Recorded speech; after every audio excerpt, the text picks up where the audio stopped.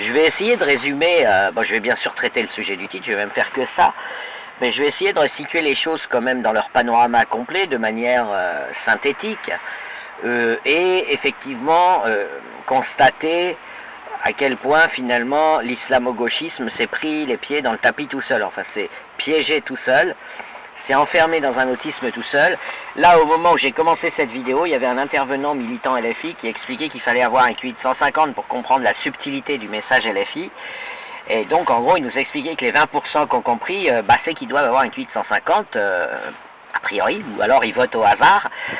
Bref, on a en Occident, bon, les problèmes sociétaux, les problèmes de religion et tout ayant été réglés, les religions avaient été sécularisées, on n'avait pas beaucoup d'islam en Occident il y a 30 ans, et du coup l'affrontement était économique, principalement économique et sociétal, mais le sociétal posait pas de problème, il était basé sur la notion de référendum, enfin de référendum implicite ou explicite, c'est-à-dire que les chefs s'en foutaient, si les gens étaient contre la peine de mort, ils l'abolissent, s'ils restaient pour, ils pouvaient essayer de l'abolir, ou alors ils la maintenaient, mais enfin ça faisait pas d'énormes débats, de même pour l'avortement et de même pour tout un tas de trucs. C'est-à-dire qu'on avait une droite de gauche, entre guillemets, pour le sociétal. C'est une droite qui dit, bon, du moment qu'on en reste à la propriété privée des moyens de production et qu'on fait pas qu'on tombe pas dans l'arnaque économique, le reste, on en discute tranquillement, grignotant des cacahuètes. L'important, c'est qu'il y ait des acquis sociaux, mais que la défense de ces acquis sociaux ne conduise pas des escrocs à vous renverser d'un coup tout le système économique et à détruire l'Occident. C'était basé sur toutes les expériences dramatiques du socialisme économique, qui avait conduit à des souffrances inouïes, des centaines de millions de morts en Asie, et puis des souffrances, pas forcément des morts tués par des systèmes dictatoriaux, mais cette espèce d'autisme du communisme qui, plutôt que d'avouer qu'il ne marche pas, il t'explique qu'en fait, il faut éduquer la population. Vous avez toute l'œuvre de Kundera, vous avez énormément d'analyses, enfin bref, on a ce phénomène, nos idées ne marchent pas, nos idées économiques ne marchent pas, mais on ne l'avouera pas, on préfère dire que les gens sont cons et qu'il faut leur taper dessus. Ça a mené à des dictatures, ça a mené au drame du Venezuela, qui est pourtant pas un pays spécialement... et au drame de l'Amérique du Sud en général, parce que le militantisme socialiste y est très important en économie, et la plupart des gens pensent que s'ils sont très malheureux, c'est pas parce que le socialisme marche pas, mais à cause d'ennemis extérieurs. C'était, je dirais pas qu'on grignotait des cacahuètes, il y avait quand même énormément de malheureux, et puis quand par hasard un système socialiste se mettait en place de manière un petit peu radicale, ça générait une souffrance, un chômage et une pauvreté inouïe. C'est ce qui, les premiers mois de Mitterrand, entre 80 et 83, il a craché le pays, on s'en est jamais vraiment relevé. Ça, c'est un truc qui est pas souvent raconté, parce que bon, du coup, le système libéral qui n'est pas démocratiquement avantagé, puisqu'évidemment tout le monde vote pour être tous riches, tous heureux, tous bénéficiant de protection sociale, la gauche, normalement, si elle était intelligente, elle ferait 90% et elle cracherait le système. C'est tout le paradoxe de la démocratie, de la cohabitation entre la démocratie et le raisonnement économique. C'est-à-dire qu'on vit dans un monde où finalement, si on laissait vraiment les gens... Alors, on a de la chance que la gauche est perçue comme un escroc et donc ne fait que 40-50% dans les systèmes occidentaux, mais s'ils étaient plus démagos encore, il ferait 80%, on s'écroulerait, et puis bon, on serait plus là pour en parler, puisque de toute façon, on se retrouverait comme l'URSS, la Corée du Nord, voilà. Et en fait, c'est une problématique qui mérite d'être discutée, et qui est méthodologique. C'est le marxisme. Le marxisme marche-t-il? Alors le marxisme en soi, c'est pas un algorithme, mais il a été suivi et dans son application, c'est le manifeste du Parti communiste, la suppression de la propriété des moyens de production, et pour faire passer ça dans le système démocratique, évidemment, pour vendre, on dit on prend aux riches pour donner aux pauvres, ce qui est faux, ce qui est une arnaque, puisque par définition, dans un système socialiste, il n'y a pas de riches, donc vous ne pouvez pas leur prendre, mais il joue sur le fait que les gens ne comprennent pas, et donc l'idée c'est, ouais, regardez la fortune de Bernard Arnault. Donc j'avais fait une vidéo pour expliquer qu'en fait cette fortune n'existe pas, c'est des jeux d'écriture, mais bon, ils ne s'adressent pas à des gens forcément, voilà, ils arnaquent les petites gens, et c'est triste. Une fois j'avais dit à Caillon Win, écoute, dis-moi comment le système marche, mais sans supposer qu'il y a des riches que tu vas racketter, parce que, ok, la première année il reste des riches, donc tu les raquettes, après ils sont partis, ils ont disparu, vous les avez éliminés, tu raquettes qui? Tu fais le Robin des Bois auprès de qui dans la solidarité économique, hein? La redistribution monétaire, le code du travail et tout. Et j'avais enregistré, c'était absolument spectaculaire, il avait fait une réponse longue, vide, dans laquelle il expliquait tout exactement. Je lui avais mis une contrainte, j'avais dit on suppose qu'il n'y a pas de riches, tu fais comment pour prélever l'impôt? Et il avait parlé de tous les riches, comme si comme s'il m'avait pas entendu. Bon, alors il s'est passé quelque chose de grave, c'est que le prolétariat occidental, en particulier européen, en Amérique, je sais pas trop, c'est un peu compliqué, un peu plus compliqué. Ils sont attachés au libéralisme pour des raisons culturelles, mais le prolétariat européen n'est plus révolutionnaire.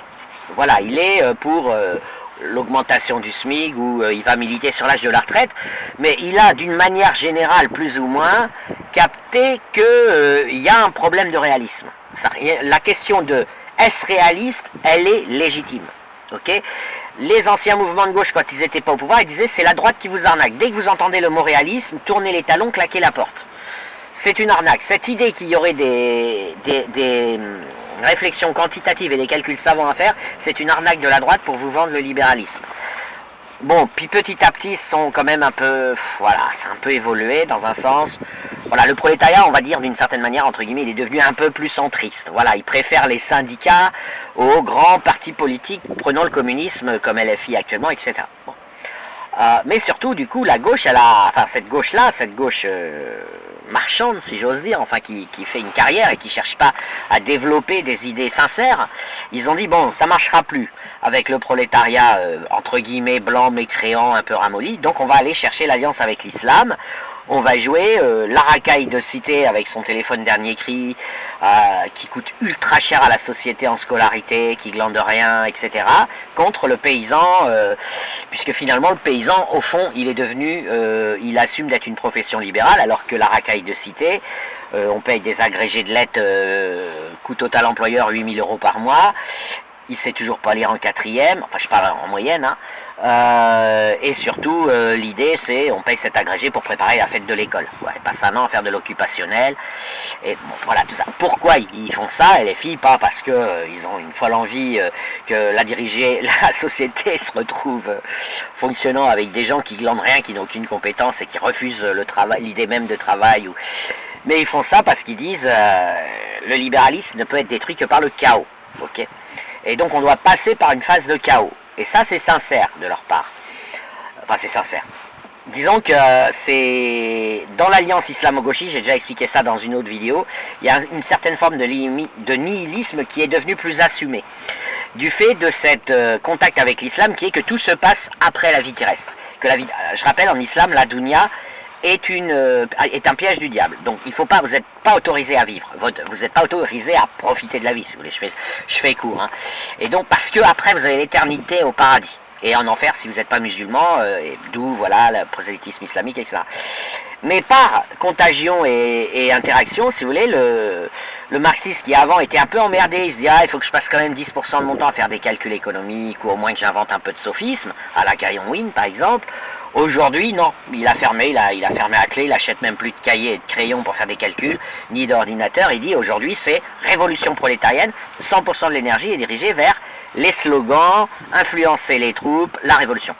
Et cette révolution, elle est djihadiste, c'est l'intifada, c'est le djihad, c'est l'intifada, parce que eux sont puissants, énergiques, et en plus motivés par la façon de penser islamique. Eux ils s'en foutent, ils sont prêts à y aller quoi. Alors que le prolétaire qui a acheté sa maison à crédit mais qui a quand même une télé avec toutes les chaînes, ses enfants sont scolarisés, etc. Et quand il change de boulot il a une allocation chômage, c'est pas évident de le bouger. Ok. Par contre le djihadiste, la racaille de cité, le petit moudjahid, donc je rappelle hein, en cité ils sont tous pour Mohamed Merah, les petits jeunes, mais ils dealent, oui enfin en tout cas ils rêvent d'être des caïds, des mauvais garçons parce qu'en plus ça leur donne du charme. Et en se disant, après je vais me repentir et je vais devenir moudjahidine, mais je m'entraîne pour être moudjahidine en étant d'abord mafieux. Ils sont innocents, je ne suis pas en train de les mettre en cause, je veux dire, c'est le culte de la masculinité, c'est plus une partie doctrinale de l'islam, plus, et ça c'est très très important et absolument censuré par les échanges occidentaux, la perspective de vie éternelle au paradis. Là, la dunya, on s'en tape, on s'en bat les couilles. Du moment que je fais un petit parcours qui me permet au jugement dernier d'avoir été un bon moudjahidine et de respecter les sourates 8, 5, 8 et 9 du Coran, Le reste, je m'en bats les couilles, je termine au paradis, au plus haut niveau du paradis. Voilà, il y en a d'autres qui vont se repentir et ça. Moi, je bois des Amsterdamèdes et je vends du shit jeune. Un peu plus tard, je prie et je deviens barbu. Et puis, je meurs au combat. Enfin, voilà. Ils ont une vision qui est différente. Ce qui n'est pas... voilà, moi, je dis, c'est l'islam le problème en tant que dogme très très robuste concernant l'au-delà. Tout est basé sur l'au-delà. Vous ne pouvez pas parler à des gens que vous croisez de vie terrestre quand 99, mais c'est même 100% parce que c'est l'infini, l'éternité c'est l'infini. L'infini face à 70 ans c'est 0% de l'infini. Vous ne pouvez pas leur parler de 70 ans alors qu'eux ils sont déjà dans l'éternité. Vous comprenez, ils raisonnent en termes d'éternité. Et l'enjeu islamique c'est de ne pas brûler vif éternellement dans l'huile bouillante. Donc voilà, vous pouvez toujours dire que c'est des monstres, des criminels, des terroristes, tout ce que vous voulez, tant qu'on n'aura pas placé sur la table officielle la gestion de la vie, eux c'est l'au-delà. Voilà, c'est le jugement dernier, le mode d'emploi pour aller au paradis, et je vais écouter les prédicateurs qui me donnent des tuyaux. Voilà, et pour me maintenir chaud, je reste en wesh-wesh parce que voilà, j'ai compris qu'intuitivement, je suis dans l'ambiance en étant un wesh-wesh. Je suis pas dans l'ambiance en étant un LGBTiste. Voilà. Bref. Donc vous avez ça. Et maintenant, qu'est-ce qui se passe? Bon, je pense pas que LFI ait des chances de gagner. Mais ce qui se passe, c'est qu'ils se sont complètement asséchés de capacité de parler d'économie. Donc ils ont, c'est ce que j'ai raconté dans une vidéo précédente, la falsification linguistique. Un malheur. Vu par la gauche qui a évolué, c'était d'abord une injustice. Ensuite, c'est devenu une inégalité. Et maintenant, aujourd'hui, c'est un crime. Vous n'êtes pas LFiste, vous êtes un raciste, un gros facho. Charlie, le printemps républicain, c'est des fachos. C'est des racistes et des fachos. Les héros, c'est Mohamed Merah, Kouachi, Anzorov, etc. Je vous la fais simple, mais c'est à peu près ça. Très bien, c'est une stratégie, c'est de la com. Hein. Ils pensent pas ce qu'ils disent, ils sont au fond d'eux. Ils se disent bien qu'il y a un petit problème peut-être avec Youssouf Fofana et Mohamed Merah, mais disons qu'ils disent que stratégiquement, l'alliance avec l'islam, est-ce qu'eux, ils y vont avec leurs gros souliers, pour eux, tous les musulmans sont des terroristes, sauf... Enfin, je sais pas comment expliquer, ils sont pires que la droite. Les LFistes, pour eux, non seulement les musulmans sont des terroristes, mais en plus, faut compter sur ces terroristes pour renverser le libéralisme. Donc, c'est pire que la droite. Que ceux qui désignent comme des fachos. Eux, parce qu'en plus, eux, ils les aiment. Ils disent, ouais, soit Mohamed Merah, soit Youssouf Fofana, on a besoin de vous pour renverser le libéralisme. Du coup, ils se sont enfermés dans leur truc. C'est-à-dire que maintenant, tu arrives, tu leur parles d'économie, oh, tu me saoules. Ça a toujours été un argument de droite de dire qu'on doit prouver nos qualités. Que nous, on va raser gratis, tout va être génial, on va vivre dans... Mais ils font en mode simple.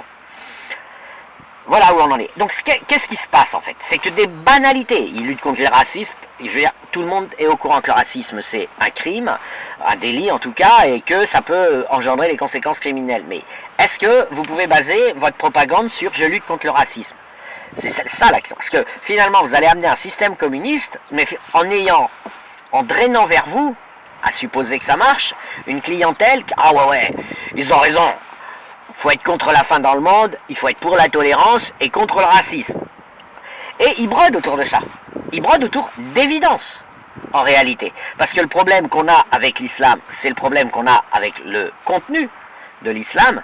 C'est pas un problème. Les musulmans sont les défenseurs de l'islam. Donc on peut avoir un problème avec les musulmans en tant que défenseurs de l'islam. Mais la sphère apostate, c'est que des maghrébins, c'est que des noirs et des arabes. Et c'est elle qui compte dans le paysage.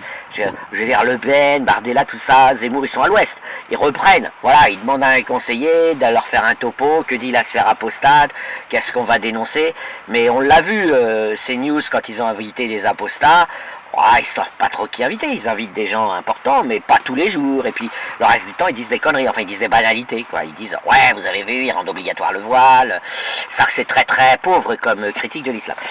Mais le problème qu'ont les LFI, c'est que de toute façon, l'hostilité à l'islam, elle vient pas, elle est endogène, elle vient des apostats de l'islam, parce que c'est eux qui connaissent, c'est eux qui ont réussi à se soigner de leur point de vue, c'est eux qui ont fouillé la maison de la cave au grenier pour être sûrs qu'ils n'avaient aucun risque d'en faire, pour soigner le pari de Pascal, j'ai déjà fait des vidéos là-dessus, etc. Et donc et c'est de plus en plus marrant, parce que finalement, ils ont voué aux gémonies, ils ont insulté, traité de fachos les ennemis de l'islam, mais en réalité, les ennemis de l'islam, c'est des arabes et des noirs qui ont apostasié de l'islam et qui sont invisibilisés. Et LFI, comme ils ne travaillent pas le dossier, Lui, il va commenter 3 trolls de Bardella, 2 trolls de Zemmour, qui reprennent essentiellement, qui demandent. Et au fond, à supposer qu'il gagne, on se retrouverait avec une alliance islamo-communiste au pouvoir qui cracherait le pays à cause du communisme sur le plan économique. C'est même pas à cause de l'islam, c'est à cause du communisme. Les musulmans, ils s'en branlent. Mais en ayant parlé que de banalité, que des lieux communs, quoi. Le racisme c'est mal, il y a des inégalités, il y a un noir, un arabe a 3 fois moins de chances d'être recruté quand il envoie un CV, ce qui est vrai, hein, mais qui est, voilà, vous proposez pas à dire on va changer tout le système parce qu'il y a des inégalités. Je vous rappelle quand même que les arabes et les noirs sont infiniment moins pénalisés que les gens moches. La pire des inégalités, c'est le traitement des gens moches. Eux, ils sont littéralement, ils terminent, beaucoup se suicident, ils terminent dans des... Voilà, vous avez des discriminations qui sont absolument... Alors évidemment, ça fait pas de clientèle, ça. Ça fait pas de clientèle. Mais la discrimination à l'embauche, évidemment, il y a une inégalité, puisque les gens préjugent, j'ai déjà fait des vidéos là-dessus, préjugés qui peut être parfois racistes, parfois basés sur des statistiques réelles, ont des préjugés négatifs. Pas sur la personne qui est en face d'eux, mais sur la probabilité qu'ils attachent à ce qu'elle soit fiable dans l'emploi. Parce que un entrepreneur n'est quasiment jamais raciste. Il n'a pas le temps. Il n'a pas le temps. Si quelqu'un de noir ou d'arabe lui rapporte plus qu'un blanc, il va prendre l'arabe et le noir. L'entrepreneur, il en a rien à branler de la couleur de peau. Par contre, quand il voit le candidat arriver, il peut avoir le préjugé qui va lui rapporter moins ou lui poser plus de problèmes. Préjugé que vous pouvez qualifier de raciste si vous voulez, mais qui en tout cas ne se définit pas et n'est pas causé par une tendance profondément raciste de l'auteur de ce préjugé raciste, si vous voulez. Mais ça reste des discriminations, enfin d'ailleurs ça se voit, hein, bon, moi j'ai analysé toute la répartition des richesses sur les musulmans de France, etc. Les inégalités restent ce sont des inégalités, il y en a bien, elles restent très modérées. Elles sont pas comparables avec quelqu'un qui arrive à un entretien d'embauche et qui a vraiment qui est moche, quoi. Enfin bref, je vais pas détailler ce que veut dire moche, mais je peux vous dire, eux c'est 0%. Voilà, c'est 1% de chance. Ils ont 100 fois moins de chances d'être recrutés si ils ont pas voilà, s'ils sont timides, gênés, complexés, tout ce que vous voulez. Ils vont déclencher un malaise. Alors vous allez me dire, ah ouais, mais eux c'est pas de racisme. Bah, c'est pire, c'est beaucoup plus insidieux. Parce que premièrement, vous n'allez jamais le recruter, vous n'allez jamais lui louer un appartement. Bref, c'est des gens qui sont littéralement exclus de la société de manière impitoyable et sans personne pour les défendre. Et il en va de même des femmes. Ok, LFI qui prétend être féministe, etc. Non. Les femmes, alors, ça va pas avec sa clientèle islamique, donc du coup, ils ont oublié les femmes. Mais les femmes sont ultra discriminées. Alors, dans des domaines un peu différents.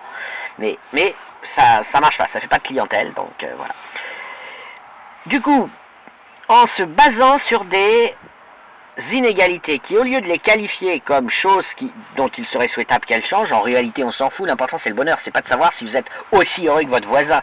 Mieux vaut 2 personnes heureuses avec celle de gauche, enfin celle qui habite dans la maison verte 3 fois moins heureuse que celle qui habite dans la maison bleue, plutôt que 2 personnes en situation d'égalité, toutes les 2 malheureuses. Ça a donné le slogan, le nivellement par le bas, utilisé par la droite contre la gauche, mais il est mérité, il est légitime ce slogan. Donc bien sûr on peut espérer lutter contre ces inégalités, mais vous imaginez ce parti, on sait toute l'escroquerie, tout le côté mafieux, apologue du terrorisme qu'il y a derrière, mais vous imaginez qu'il est capable, enfin il espère être capable de gagner une présidentielle sans jamais avoir eu la moindre discussion économique sur les plateaux télé et dans les débats publics. Donc on pourrait se retrouver avec un système communiste parce que on en avait marre que Mouloud ait 3 fois moins de chances d'être embauché quand il envoie un CV que Bernard. Voilà, LFI c'est ça, en 2026 c'est ça, il y a un problème d'inégalité, donc votez pour nous. J'avais déjà fait des vidéos sur la gauche en général, pas à LFI spécialement, qui avait réussi à faire un hold-up sur le vote blanc. C'est-à-dire, ils proposaient rien, c'est exactement comme LFI aujourd'hui, ils ont un faux programme bidon, etc. Mais ils proposaient rien, mais ils disaient, les communistes sont trop radicaux, la droite est trop méchante, votez pour nous, on est humaniste. Voilà, comme si l'humanisme... Et puis bon, on écrit un faux programme bidon vite fait pour... voilà. eh bien, on a LFI a repris entièrement ça, mais en l'accentuant. Et pour éviter d'avoir l'air bisounours et de dire on est contre la faim dans le monde et contre la pauvreté, tout le monde est contre la souffrance et les malheurs, hein, ils ont décidé d'être le plus antipathique possible, voilà, le plus agressif, méchant. Et parce qu'ils se disent sinon on aurait l'air de... Alors ils disent que, par contre, on n'est pas d'extrême gauche, on n'est pas d'extrême gauche. Bah, on a absolument... moi je dirais que, bon, les gens ont peur parce qu'ils font beaucoup de bruit, puis les médias les adorent, alors on n'entend que LFI. Je veux dire, la télé, le paysage médiatique, c'est LFI, LFI, LFI, ils ont quasi le monopole. Ils ont, voilà, il y a LFI et les opposants à LFI, en gros sur CNews. Mais sinon on n'a rien. En gros, ils ont réussi à s'imposer partout. Et... du coup, ça fait peur aux gens. Ils se disent, voilà. Mais en réalité, il y a peu de chances qu'ils gagnent. Parce que les gens, ils disent, attendez, on va pas avoir des fous furieux qui n'ont jamais travaillé un dossier, tout leur système, toute l'énergie qu'ils dépensent, il est uniquement dans le fait de convaincre des gens de voter pour eux. C'est pas des gens qui ont des convictions. C'est pas des gens qui proposent quelque chose. Ils sont dans, on va convaincre une certaine catégorie de population, on va essayer de les faire voter pour nous, en les divisant un maximum, en marquant. Waouh, waouh, waouh. Mais en fait, sinon, ce serait pas grave. Hein. Enfin, en fait, sinon, c'est surtout très, très inquiétant pour la démocratie. Parce que, au fond, qu'est-ce qu'ils font? Ils ont poussé au bout, au maximum, l'idée qu'en politique, avoir des convictions, proposer quelque chose, c'est une erreur. Si tu proposes rien, mais que tu dis que tout va aller mieux si tu es là, et que tu, en faisant, quand je dis tu proposes rien, tu fais semblant, quoi. Tu dis SMIC à 3000 €, etc., blablabla. C'est comme ça que tu gagnes des élections. Et Mitterrand l'avait fait, et on a vu la catastrophe que ça a été. Mais ce qu'a fait Mélenchon, qui en fait a grandi dans le sillage de Mitterrand durant des décennies, hein, Mélenchon, il n'est pas arrivé comme ça. Mélenchon, il a bu toute la stratégie de Mitterrand, il s'est dit, moi j'irai plus loin. Mitterrand faisait encore quelques erreurs. Mélenchon s'est dit, moi j'irai plus loin. Moi je passerai pas pour rose, pour bisounours, pour centriste. Moi j'irai plus loin parce que ça, il y a un truc que c'est vrai que peu de gens savent. Le peuple de gauche, si j'ose dire, il est communiste sur le plan économique. Il a du mal à comprendre la modération économique. Pour lui, Hollande, c'est de droite. Mitterrand, deuxième septennat, c'est de droite. Voilà. C'est-à-dire qu'on n'a jamais réussi à avoir une vraie discussion entre le peuple de droite et le peuple de gauche. Et le peuple de gauche, il croit au communisme. Fondamentalement, sur le plan économique, il croit au communisme. Et là, aujourd'hui, le pari du LFI, c'est d'arriver, en fait, à récupérer des laïcs. Il a tendance à les faire tous fuir, mais les récupérer sur la base de cette croyance au communisme, mais tout en gardant son idée de révolution prolétarienne. Et puis au fond, ils ne cherchent pas à être élus. Hein. C'est aussi un truc qu'il faut rappeler. Ils ne veulent pas être élus, ils veulent des députés, mais ils ne veulent pas arriver au pouvoir. Ils savent que ils marqueraient dans un mec comme Mélenchon, ce serait le nouveau Staline ou le nouvel Hitler. Il sait qu'il marquerait l'histoire de la pire des manières, en détruisant un pays qui au fond lui a tout donné. Et donc secrètement, évidemment qu'il veut pas, il a passé l'âge déjà, il veut absolument pas arriver au pouvoir. Vous pouvez faire du bruit sur le tarmac de l'aéroport, etc., faire genre critiquer les pilotes, critiquer le système, etc., mais quand on va vous dire monte dans l'avion, pilote, le reste c'est du blabla, et là le mec il sait que derrière il tue 300 personnes, quoi, ok. En référence à l'avion, et encore là j'ai pris un gros avion parce qu'il y a rarement 300 personnes dans un avion, enfin ça arrive, et donc on a un gâchis démocratique gigantesque. Mais tout ça pourquoi? Parce qu'ils ont criminalisé leurs adversaires. Voilà, le printemps républicain pour eux c'est des fachos et des racistes. Enfin, ils savent que c'est pas vrai, mais ils font semblant de le croire. Donc qu'est-ce que vous voulez? C'est bloqué. Et derrière, les autres réagissent très mal. L'ensemble du paysage politique commence à en avoir marre de LFI. Et plus les dog whistles hitlériens continuels, j'ai fait des vidéos sur la proximité entre Marx et Hitler au niveau conceptuel, plus ceci, plus cela, ils commencent à péter les couilles de tout le monde et les gens n'ont plus envie de leur parler gentiment. Ils sont sortis, comme disent certains, de l'arc républicain. Ça fait un bout de temps qu'il est sorti de l'arc républicain, et ils sont évidemment bien pires que des fachos. C'est des fachos plus, quoi.